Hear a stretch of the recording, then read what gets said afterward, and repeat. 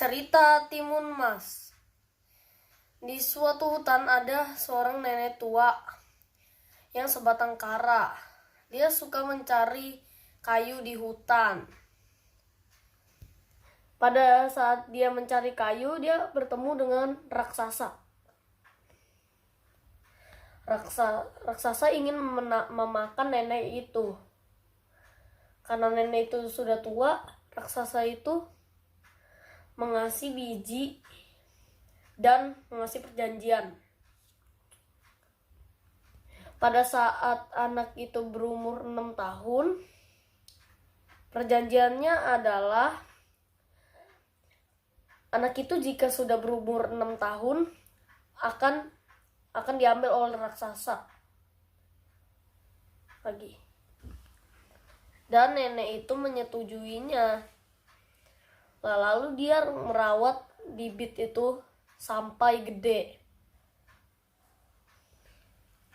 Ketika timun itu sudah membesar, sudah waktunya dibuka, nenek itu membelah timun itu dengan hati-hati. Dan nenek itu terkejut karena dalamnya ada bayi. Bayi itu dikasih nama Timun Mas. 6 tahun kemudian, raksasa benar-benar kembali. Dan nenek itu terkejut pada saat Timun Mas sedang di pasar. Dan raksasa itu menginginkan Timun Mas untuk diambil. Nenek itu mengucapkan kata seperti ini.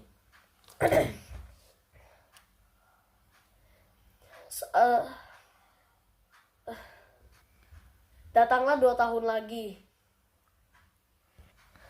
Setelah 2 tahun mendatang, nenek itu bermimpi.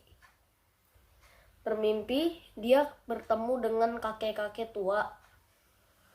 Kakek tua itu bilang gini, ajaklah Timun Mas ke situ. Kakek itu mengajak Timun Mas ke gunung.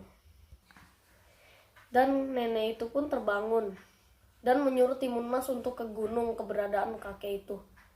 Dan kakek itu mengasih biji-bijian yang hanya digunakan untuk Timun Mas dengan keadaan dalam bahaya.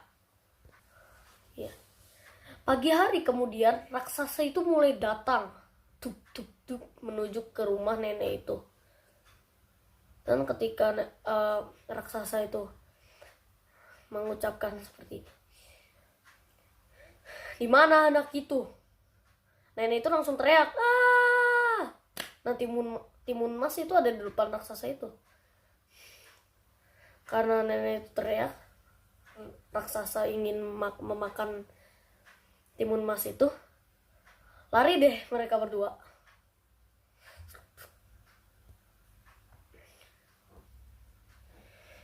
Nah, mereka lari.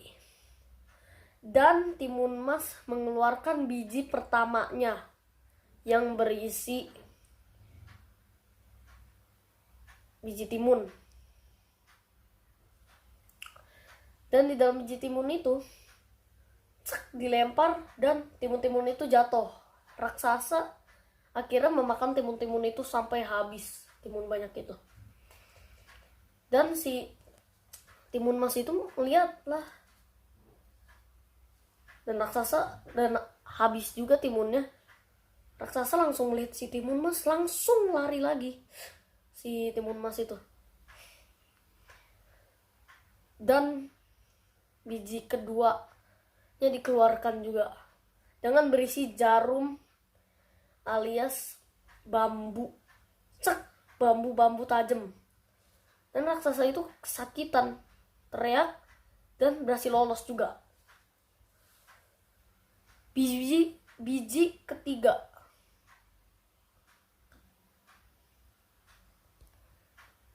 Biji ketiga berisi garam yang dilempar menjadi lautan yang luas. Nah, raksasa itu masih bisa lolos juga. Dan biji terakhir pun dilempar dengan berisi terasi, dilempar menjadi lumpur. Nah, raksasa itu sudah tidak bisa lolos lagi. Nah, jadinya Timun Mas sudah bisa ke tempat si nenek itu dan hidup sampai besar. Selesai.